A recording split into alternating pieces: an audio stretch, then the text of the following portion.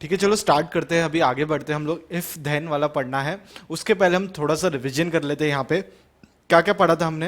And पढ़ा था, और पढ़ा था, और क्या पढ़ा था? नॉट।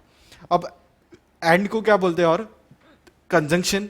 और को क्या बोलेंगे? डिसजंक्शन, क्योंकि वो अलग करने का काम करता है। नॉट नेगेशन, क्योंकि उधर ही इसका नाम है ना, दैट इज नॉट बोलेंगे तो नेगेटिव। क्लियर है कि नहीं? अब जरा देखो मीनिंग के अंदर मेरे को आपको सिंपल दो बताना है। ये हम जो भी चीज कर रहे हैं किसके बारे में करें? Compound statement. What do mean by compound? Compound statement are दो statement which are form by two simple statements. Clear है कि नहीं? तो दो जन को मिलाओगे, दो स्टेटमेंट को मिलाओगे तो उससे जो बनेगा क्या बनेगा? Compound statement. क्लियर है?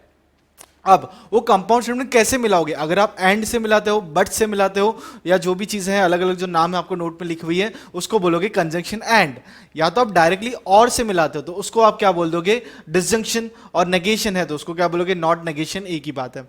अब उसके बाद हमने सीखा था इनका ट्रुथ टेबल। एंड बोले तो क्या? Both the condition has to be satisfied. Clear है? पहली कंडीशन भी सेटिस्फाई करनी है, सेकंड भी। पढ़ाई करोगे उसके बाद ही खेलने को मिलेगा, बराबर है कि नहीं है? तो फर्स्ट का आंसर ट्रू, पढ़ाई किया है, यस। खेले हो, यस, उसके बाद ही खेलना है ना, यस, तभी final answer will be true, otherwise everything will be false. ऐसे ही आपको याद रखना है। नेक्स्ट, और के अंदर क्या होगा? यहां पे सबसे पहले आपको ध्यान रखना है, और बोला गया है। एक काम भी करोगे तो भी चलेगा, मतलब दोनों काम आपने नहीं किए तभी आंसर फॉल्स है, अदरवाइज एवरीथिंग इज ट्रू। ठीक है? और नेगेशन तो उल्टा, टी है तो उसका नेगेशन एफ होगा, एफ है तो उसका नेगेशन क्या होगा? टी होगा। क्लियर है? तो यहां पे मैं नोट अभी नहीं पढ़ रहा हूं आपके लिए, सिर्फ इतना सा आपको ध्यान रखना है। और जब भी आप ये चैप्टर करो, प्लीज ये जो नोट्स जो बने हुए हैं आपको उसको लिखना है और उसको रोज का रोज रिवाइज करना है जब भी आप चैप्टर शुरू करो पढ़ने के लिए। ठीक है? चलो नेक्स्ट अभी हम देखते हैं यहां पे इफ देन।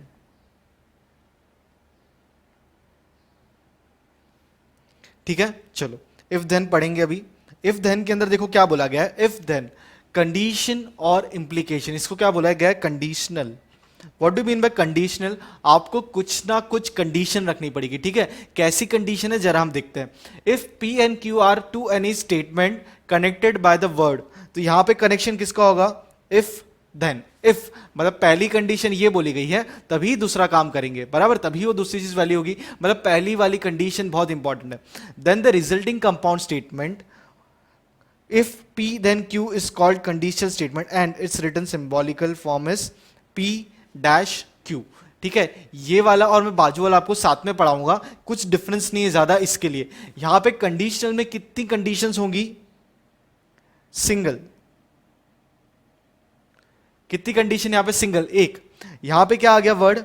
Bye conditional. क्या आ गया भाई? Biconditional. What do mean by bi? Bi बोला तो दो, टू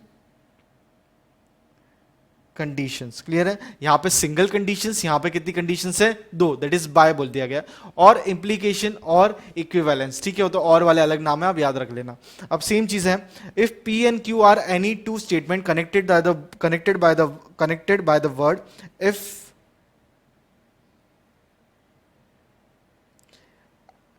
एंड ओनली इफ, और इफ देन, वो एक एफ है, ये कट कर देना। If then the resulting compound, या तो होना चाहिए किससे? इफ एंड ओनली इफ, या तो इफ देन। दो कंडीशन होनी चाहिए। क्या होना चाहिए? बीच में डॉट नहीं है। ठीक है? यहां पे जरा समझना, द रिजल्टिंग स्टेटमेंट को क्या बोलेंगे? Bye conditional. कितनी कंडीशन है यहां पे? दो कंडीशन है, तो क्या बोला जाएगा? बाय। और यहां पे उसका सिंबॉलिकल फॉर्म क्या हो जाएगा? पी। एरो तो है ही, पर कंडीशन देखो दोनों तरफ ब्रैकेट है। ठीक है? ये देखो मैं यहां पे बताता हूं आपको, एक कंडीशन ना एक जगह पे एरो, बाय दो कंडीशन, तो दो जगह पे क्या कर दो? एरो का सिंबल बना दो, तो आपका सिंबॉलिकल फॉर्म रिप्रेजेंट हो गया। एंड रिस्ट्रिक्ट करता है दोनों काम करने के लिए, तो डुंगर इस तरीके से, और खुला इस तरीके से लिए, और उसका नेगेशन तो पानी की तरह हो गया।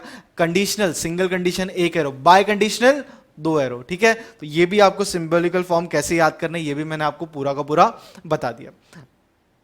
अब नेक्स्ट देखते क्या है अभी हमारे पास, एग्जाम्पल पढ़ेंगे। If he scored 100 marks then he should be first in the class.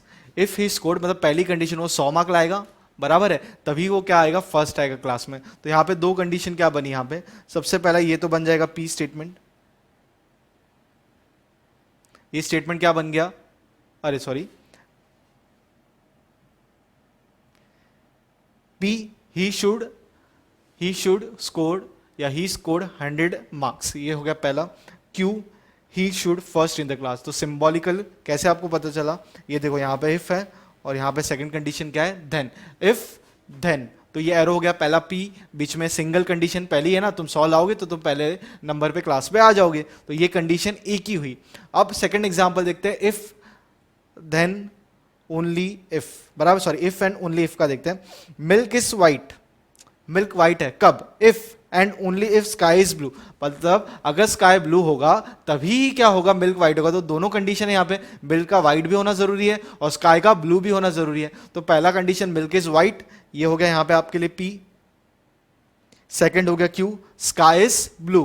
Then P double condition है ना भाई, दो यहाँ पे कौन सा, मिल्क वाइट होना चाहिए और स्काई क्या होना चाहिए, ब्लू होना चाहिए, ठीक है कि नहीं है। देन पी डबल कंडीशन के लिए double arrow, Q is symbolical form of the above sentence, ठीक है कि नहीं है। ये वाला चीज आपको अच्छी तरीके से समझ गया, आप प्लीज जरा ये इतना लिख लो, फिर हम आगे इसका ट्रुथ वैल्यू समझेंगे और कुछ नोट है वो हम देखेंगे। फिर हम क्या करेंगे, हमारे इंट्रोडक्शन को समाप्त करेंगे फॉर एक्सरसाइज नंबर 1.4। इसके ऊपर बेस्ड है आपकी एक्सरसाइज 1.4, ठीक है। चलो, जो आपने कॉलम स्टार्टिंग में मैंने बनवाए थे ना ये लेक्चर चालू करने से पहले, तो ये अभी उसको कंप्लीट कर दो। लास्ट 2 कॉलम्स है आपके लिए, वो कंप्लीट कर दोगे लिख के। मेरे को पता है समय लगेगा लिखने के लिए, तो कोई भी चीज़ यार एक दिन में थोड़ी बनता है। ताजमहल बनाने में 22 साल लग गए, अगर मैं गलत नहीं हूँ तो, बाकी काउंट तो किया नहीं है मैंने, तो समय तो लगता ही। तो हम तो ताजमहल बना रहे हैं, हम तो ताजमहल नहीं बना रहे, हम तो ज़िंदगी बनाने की कोशिश कर रहे हैं यहाँ पे। तो प्लीज़ आप पढ़ाई करो अच्छे से, इससे अच्छा कोई और मौका नहीं है आपके पास, ठीक है कि नहीं है। तो अच्छी तरीके से समझो, कुछ भी डाउट है प्लीज़ आप पूछते रहो। उससे पहले आप सबसे पहले लिख लो। चलो, तो थोड़ी देर रखता हूँ। आप क्या कर सकते हो, यहाँ पे स्क्रीनशॉट निकाल सकते हो, बाद में भी लिख सकते हो। बाद में मतलब उसी टाइम पे रुक रोक के उसी टाइम लिख दिया करो, नहीं तो आप बाद में लिखोगे, सिर्फ सुनते रहोगे, कुछ मतलब बनेगा नहीं।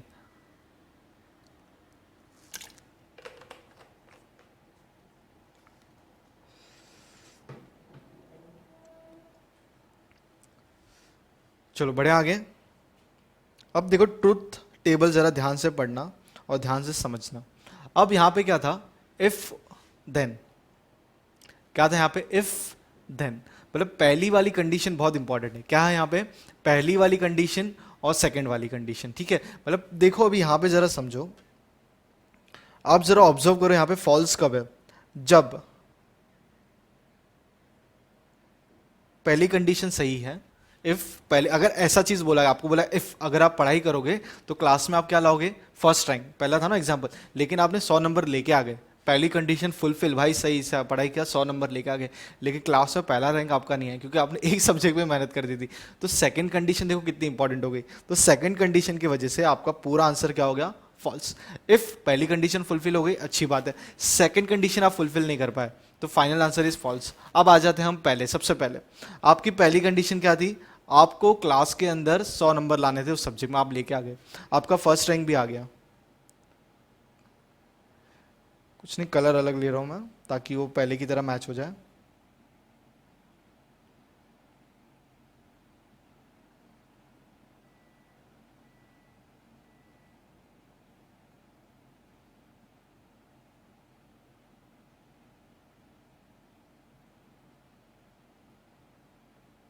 ठीक है, पहली कंडीशन ट्रू, सेकंड कंडीशन भी ट्रू, आप 100 नंबर लेके आ गए, पहला रैंक भी आ गया, तो दिक्कत क्या है भाई, पूरा आंसर ट्रू। अब नेक्स्ट, पहली कंडीशन आपने पूरी नहीं की, उस सब्जेक्ट में 100 नंबर नहीं आए आपके, 95 आ गए, फिर भी आप क्लास में फर्स्ट रैंक आ गए, क्लियर है कि नहीं, क्या दिक्कत है उसके अंदर। बात तो यहाँ पे पहली कंडीशन की करनी है, 100 नंबर वाली बात थी ना, इफ आपको क्या बोला गया था, पहली वाली बात थी, पहला तो आपको 100 लाना ही लाना है, तभी आपका क्या होगा, फर्स्ट रैंक होगा। तो वो कंडीशन ही गलत हुई, कहां पे आपको, इसे सेकंड केस में हुई। थर्ड केस देखते, ना आप 100 नंबर लाए, ठीक है, ना आप क्लास में रैंक ला पाए, तो भी चल जाएगा, ठीक, क्या फर्क पड़ा, ठीक है। तो पहली कंडीशन ही आपकी पूरी नहीं हुई थी, तो आप आगे क्यों बढ़ रहे हो, क्लियर है कि नहीं है। पहली कंडीशन क्या थी, यहां पे अगर ऑब्जर्व करोगे, आपको था नंबर लाना क्लास के अंदर 100, उस सब्जेक्ट में से मैथ्स में आपको 100 में से 100 लाना है, पहली कंडीशन फुलफिल की, आपका क्लास में पहला रैंक आया, ट्रू, मतलब पहली कंडीशन बहुत इंपॉर्टेंट है। सेकंड केस देख लो, पहली कंडीशन ट्रू, आप ये 100 में से 100 नंबर लेके आ गए, सेकंड आपको रैंक आना चाहिए था, आया क्या, नहीं। सेंटेंस क्या बोल रहा था, ये देखो ऊपर, if he scored 100 marks then he should, should, उसको पहला रैंक आना ही चाहिए। तो ये देखो ना कहाँ उसको पहला रैंक आया, 100 नंबर तो लेके आ गया था बेचारा मेहनत करके, 100 नंबर लेके आ गया, रैंक नहीं मिला। तो देखो पूरा स्टेटमेंट गलत हो गया, एफ। पहला स्टेटमेंट गलत है, 100 नंबर नहीं लाया, लेकिन बाकी सब्जेक्ट सब मिला के टोटल पहला नंबर उसका निकला, ट्रू चलेगा।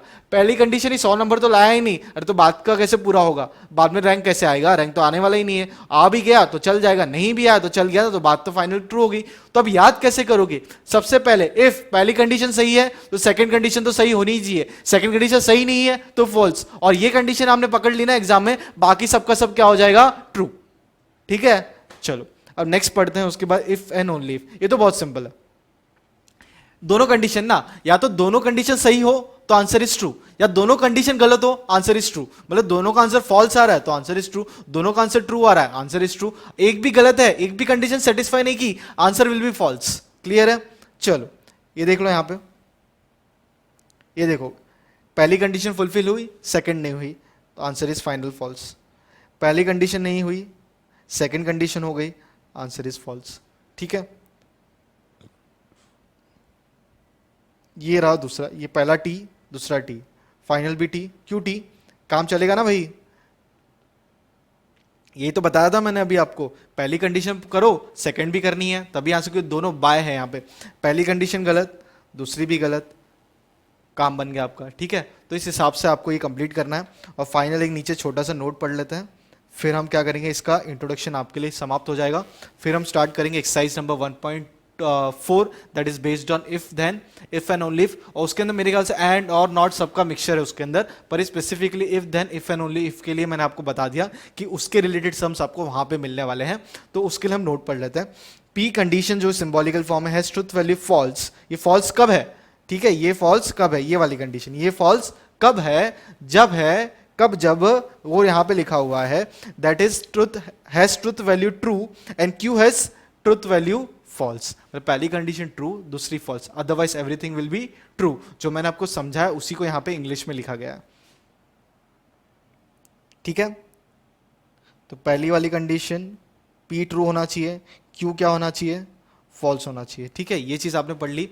इन other case everything will be true. P biconditional का symbol, Q has the truth value true if P and Q both have same truth value, both have, ये D आ जाएगा,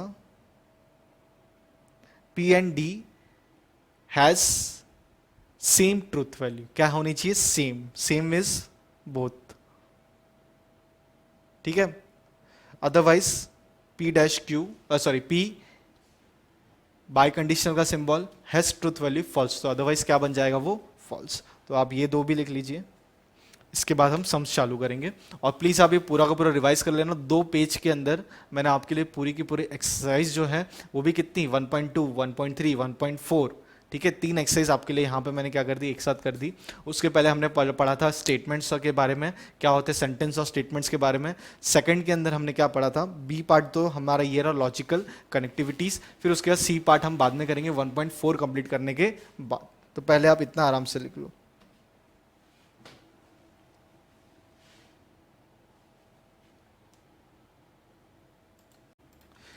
ठीक है, चलो बढ़ते हैं आगे, दैट इज एक्सरसाइज नंबर 1.4। यहां पे देखते हैं क्या पूछा हुआ है क्वेश्चन के अंदर। यहां पे क्या पूछता है, right the following statement in symbolical form. ठीक है भाई, सिर्फ सिंबॉलिकल फॉर्म, सिंबल में आपको लिख के छोड़ देना है, ना उसकी ट्रुथ वैल्यू निकालनी है, ना पूरे सेंटेंस की ट्रुथ वैल्यू निकालनी है, कुछ भी बोला गया नहीं है। सेंटेंस पढ़ते हैं फिर हम आगे देखते हैं क्या करना है। If triangle is equilateral then it is equiangular, क्या बोला गया, if triangle is equilateral that is equiangular. तो अब देखते हैं, सबसे पहले हम यहाँ पे क्या लिखेंगे, कंडीशन आपको समझनी है, क्या यहाँ पे कंडीशन बोली गई है, इफ, और क्या दिखा आपको यहाँ पे, देन। तो ये कौन सा होगा, सिंगल कंडीशन है, तो एक एरो से आपका काम बन जाएगा। तो पहले पी और क्यू के फॉर्म में सेंटेंस को लिखते हैं, फिर हम उसको सिंबॉलिकल फॉर्म में क्या करेंगे, रिप्रेजेंट कर देंगे, हमारा काम बन जाएगा। एक्सरसाइज नंबर 1.4 क्वेश्चन नंबर 1 का फर्स्ट वाला पार्ट हम सॉल्व कर रहे हैं। क्या होगा, let P is equal to triangle is equilateral, आपको यहाँ पे क्या करना है, सिर्फ लिखना है जो क्वेश्चन बोला गया ना, एग्जैक्टली कॉपी मत करो, देखो सेंटेंस का मीनिंग निकल रहा है कि नहीं निकल रहा है वो, क्योंकि कंपाउंड सेंटेंस के हिसाब से सेंटेंस बनाया गया। आप उस कंपाउंड को ब्रेक करते हो, उसमें से एक सेंटेंस को अलग लिखते हो, बीच में कंजंक्शन का जो भी साइन होता है वो आप यूज करते हो, जो भी साइन होगा जो कंपाउंड सेंटेंस बनाने के लिए, फिर आप यूज करते हो second sentence that is Q. ठीक है, समझ रहे हो मैं क्या बोलना चाह रहा हूं। नेक्स्ट क्यू क्या होगा अभी, इक्वेंगुलर, तो triangle is equiangular, that is spelling लिख लो बराबर, therefore symbolical form of above statement is, सबसे पहले तो P हो गया, स्टार्टिंग में क्या था, if था और then एक ही है ना, बाय कंडीशनल तो नहीं है, तो P and P single arrow से आपका काम बन गया। यहाँ पे सेकंड क्वेश्चन लिखते हैं, मैं आपको समय दूंगा, 2 या 3 सॉल्व करके मैं आपको समय दे दूंगा लिखने को, 3 सॉल्व करके मैं आपको दे दूंगा। ये हो गया पहला, इट इज नॉट ट्रू, ये गलत है, मतलब ये ट्रू नहीं है। पहले तो ये नॉट आ गया नेगेशन वाला, ठीक है, that I is a real number, तो यहाँ पे देखो एक तो नेगेशन है उसकी बात हो रही है, और एक क्या हो गया, गलत की बात हो रही है, और उसके बाद real number I real number है कि नहीं। तो पहले तो ये 2 सेंटेंस है, ठीक है कि नहीं है, और एक नॉट है, और यहाँ पे क्या होगा यूज हम देखते हैं। सबसे पहले सेंटेंस को ब्रेक करते हैं, यहाँ पे क्या लिखोगे, एक तो 2 सेंटेंस आपके कैसे बने, एक तो ये आई के बारे में बात हो रही है, ठीक है कि नहीं है, नेक्स्ट आपकी किसके बारे में बात हो रही है, यहाँ पे जरा समझ के चलना कि ये 2 सेंटेंस है कि एक सेंटेंस है। It is not true that I is a real number, तो कॉम्प्लेक्स नंबर की यहाँ पे बात हो रही है, आई आ जाता है, क्या और रियल नंबर है कि नहीं, पहले तो ये पहचानो इसके अंदर पी 1 है कि 2 है, मतलब पी भी है क्यू भी है, पहले मुझे इसका जवाब दो। It is not true that I is a real number, ध्यान से सोचो जरा, मैंने आपको स्टार्टिंग बोला यहाँ पे 2 सेंटेंस बन रहे हैं, मैं आपको कंफ्यूज करने की कोशिश कर रहा हूँ, आप बहुत समझदार हो बराबर। चलो मेरे को बताओ पहले, क्या यहाँ पे आई 2 है, क्या है क्या नहीं है, मेरे को जरा बताओ, फटाफट बताओ। आई तो एक कॉम्प्लेक्स नंबर हो गया अलग, ठीक है, आई अलग, और वो रियल नंबर है क्या ऐसे 2 सेंटेंस बोल रहे हैं कि ऐसे बोल रहे हैं कि जो आई है इज अ रियल नंबर। देखो ये जो सेकंड तरीका बोला ये एक ही सेंटेंस है, it is not true I is a real number, मतलब आई इज अ रियल नंबर है, वो नेगेटिव है, तो ये नेगेटिव पी आपका इस तरीके से बन जाएगा। तो पहले हम पी लिखते हैं, अगर समझा तो ठीक है, नहीं तो देखो मैं यहाँ पे लिख रहा हूँ, आपको समझ में आएगा। Let P is equal to I is a real number, ठीक है। अब मैं इसका डायरेक्टली लिखता हूं, symbolic form of above statement।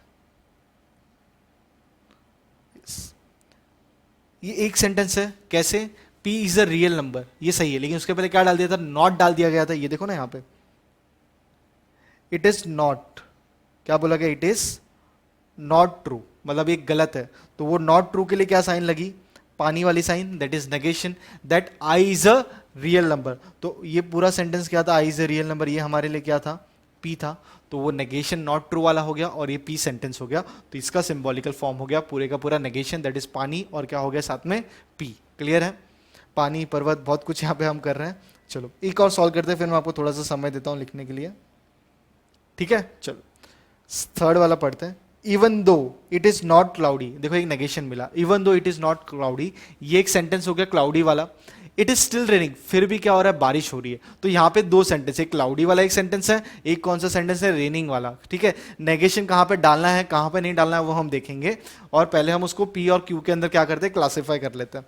तो सबसे पहले आप पहुंचते हो नंबर 3 पे, आप क्या लिखोगे, सबसे पहले let P is equal to, it is, जरा समझ क्या मैं क्या बता रहा हूं, पहले वाला सेंटेंस क्यों ये सम डाला गया था, बुक टेक्स्ट बुक भी ऐसे नहीं बनी है, अब उसका देखो यहां पे कैसे यूज होगा।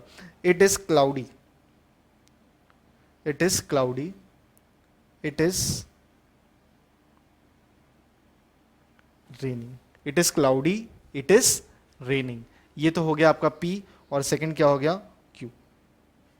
नेक्स्ट क्या है, symbolical form, SYMBOLIC, symbolical form of about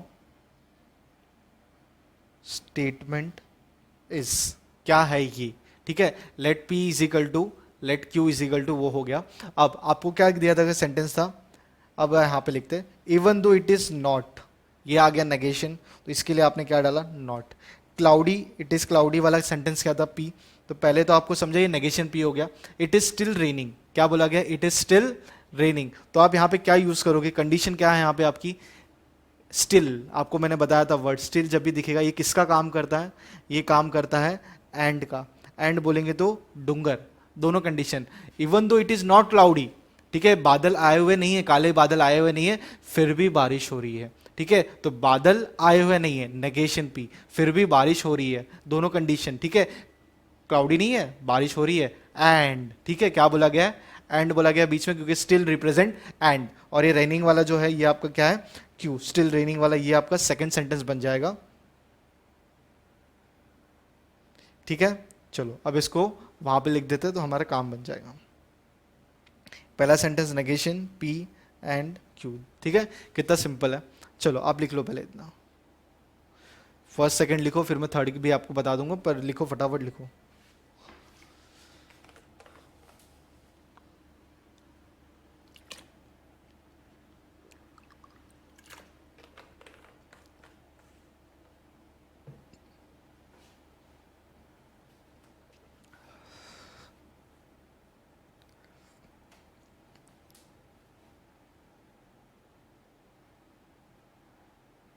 ये पूरा कवर हो गया एक पेज में, आप लिख लो, फिर हम आगे बढ़ेंगे, नेक्स्ट फटाफट तीन करेंगे, फिर मैं आपको टाइम दूंगा लिखने को, तो क्वेश्चन नंबर 1 कंप्लीट हो जाएगा 1.4 का। चैप्टर थोड़ा लेंदी है पर बिल्कुल भी टफ नहीं है, कोई दिक्कत नहीं है, और रिवीजन तो और आसानी से आपका और जल्दी खत्म होगा।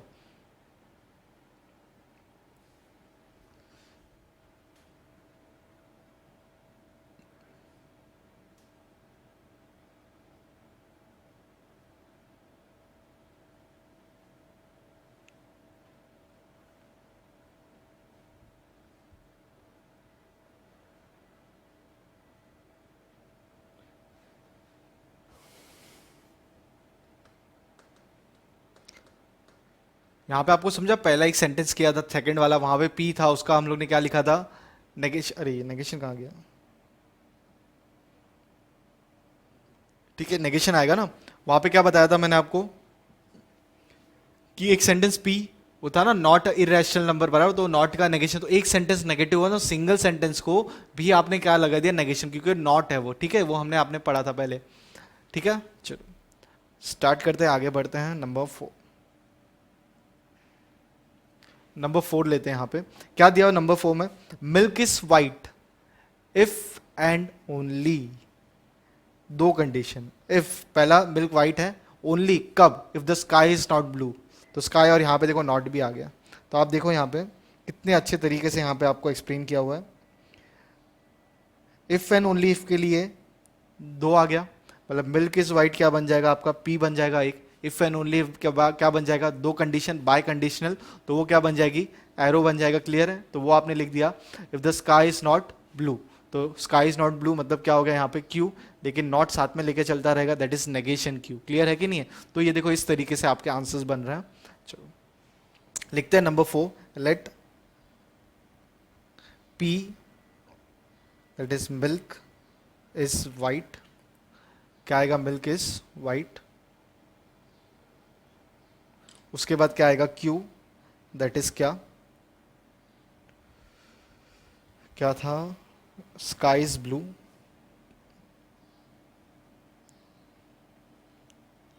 स्काई इज ब्लू, ठीक है। मैं आपको इसके अंदर वेरिएशन भी बताऊंगा, बिल्कुल दिक्कत मत कीजिए। ये तो हो गया, अब आप क्या लिखोगे, symbolical form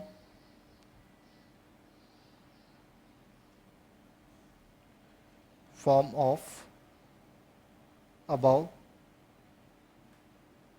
statement is milk is white, तो ये तो क्या है आपका पी, हाँ कि ना। उसके बाद क्या था, इफ एंड ओनली इफ के लिए ये हो गया, और नेगेशन क्यू, क्यों नेगेशन क्यू आया, क्योंकि स्काई इज नॉट ब्लू बोला गया था वहां पे, ये रहा ना आपके लिए, sky is not blue.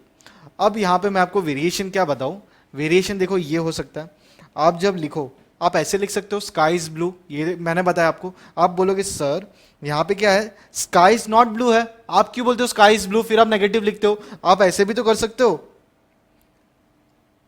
Sky is not blue, आपने पहले नेगेशन उधर ही सेंटेंस को ही बना दिया, तो आप क्या लिखोगे, आप लिखोगे P if and only if का ये, और क्यू, क्योंकि सेंटेंस जो है इधर ही आपने नॉट डाल दिया, अब ये सेंटेंस में यहाँ पे नॉट नहीं था, तो ये नॉट, ये नेगेशन से पूरा हो चुका है। ठीक है, तो आपके लिए दोनों सॉल्यूशन वैलिड है। ठीक है कि नहीं है? टेक्स्ट बुक में ये वाला किया है नेगेशन क्यू वाला, तो मैंने वैसा रखा है, और दोनों वेरिएशन आपके लिए मैंने रख दिए। प्लीज़ आप लिखोगे तब दोनों लिखना, तो आपको पता रहेगा कि ये ऐसा क्यों होता है। तो वो सब बताना मेरा फ़र्ज़ है, मैंने मेरा फ़र्ज़ पूरा किया। आपका काम क्या है, पूरा का पूरा अच्छे तरीके से दोनों चीज़ समझना। ठीक है, चलो number 5, stock prices are high. Stock prices are high if and only if and only if and only if बोलेंगे तो व्हाट दिस, दोनों condition. If stock are rising, stock price बढ़ेंगे। ठीक है, स्टॉक प्राइसेस आर हाई कब, if and only if stock are also rising, तो उसके prices भी बढ़ना है। तो ये यहाँ पे बात की जा रही है। तो ये सेंटेंस क्या बन जाएगा आपके लिए पी, ये क्या बन जाएगा क्यू। ठीक है, तो सिंपल बीच में पी, डबल कंडीशन तो डबल एरो, और साथ में क्यू, ना किधर नेगेटिव की यहाँ पे किधर भी जगह नहीं है, तो पी भी सिंपल रहेगा, क्यू भी सिंपल रहेगा। चलो लिखते हैं फटाफट। अब क्या होगा, number 4 let, sorry number 5, let P is equal to stock prices are high, Q is equal to stock are rising। ठीक है, stock prices are high, stock are rising, तो आप क्या लिखोगे P, और बीच में इफ एंड ओनली इफ था। सिंबॉलिकल फॉर्म तो लिखना है, एक minute. Symbolic form of P, और ये क्या हो जाएगा आपका डबल, क्योंकि दो कंडीशन आपको फुलफिल करने बोली गई थी। एक लास्ट सम, फिर आपके लिए सब कुछ लिखने के लिए मैं आपको टाइम दे दूंगा। Number 6, if Qutub Minar is in Delhi then, ये देखो इफ दिख रहा है और क्या दिख रहा है यहाँ पे, स्टार्टिंग में इफ और देन, ओनली तो गायब है, तो ये कौन सी कंडीशन होगी, सिंगल कंडीशन होगी, कंडीशनल बोलोगे इसको। तो ये कैसे लिखोगे, इस तरीके से आप लिखने वाले हो, और नेगेशन वगैरह तो किधर भी नहीं है, तो इस तरीके से आप डायरेक्टली लिख लो, काम हो जाएगा। तो चलो 6th वाला, let P is equal to Qutub Minar is in Delhi, क्यों क्या हो जाएगा,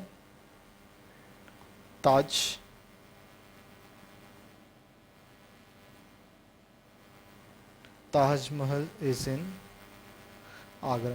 अब इसके आगे ऐसा ही पूछते ना, find out the truth value, तो वो भी मैं आपको बताता हूं ये वाले सम के अंदर। पहले हम कंप्लीट करते हैं जितना पूछा हुआ है। For symbolic form of P, एक ही कंडीशन Q। ठीक है, कुतुब मीनार इज इन दिल्ली, ठीक है ट्रू। ठीक है, Qutub Minar is in Delhi, single ये वाला हो गया। और क्यू, क्यू क्या है, ये भी सही, क्योंकि ताजमहल इज इन आगरा। पहली कंडीशन सही, दूसरी कंडीशन भी सही, तो आंसर क्या होगा, final will be true. False कब था, जब पहली कंडीशन सही है, दूसरी कंडीशन एफ है, तभी वो फॉल्स है, अदरवाइज एवरीथिंग वाज ट्रू था। याद होगा तो ट्रूथ टेबल के अंदर, नहीं है तो मैं आपको बता देता हूं। ये तो कंप्लीट हो गया ना, ये रहा ना, पहली condition true, second condition false है तो ही फॉल्स है, अदरवाइज एवरीथिंग इज ट्रू। तो यही चीज हमने ट्रुथ वैल्यू भी यहाँ पे निकाल दी। तो इस तरीके से आपको ये पूरा का पूरा समझना है। तो यही क्वेश्चन ऐसे होता, write down in symbolical form and also find the truth value. तो ऊपर से जितने भी 6 सम के सबके सब आप इस तरीके से उसकी ट्रुथ वैल्यू निकाल सकते थे, पूरे के पूरे स्टेटमेंट की। एक स्टेटमेंट की निकालना है तो सिंगल ट्रू हुआ, सेकंड का ट्रू, फिर सिंबल के साथ सॉल्व करके ट्रुथ वैल्यू निकाल के फिर आपका ये वाला काम होगा। आगे पूरा एक्सरसाइज उसके ऊपर है, तो चिंता मत कीजिए, वो भी हो जाएगा। तो आपके लिए नंबर 4, 5, 6 ही है ना, 4, 5 आराम से, अच्छा तीनों एक साथ ही आ गया तो आराम से लिख लो। फिर हम आगे क्वेश्चन नंबर 2 की ओर बढ़ेंगे।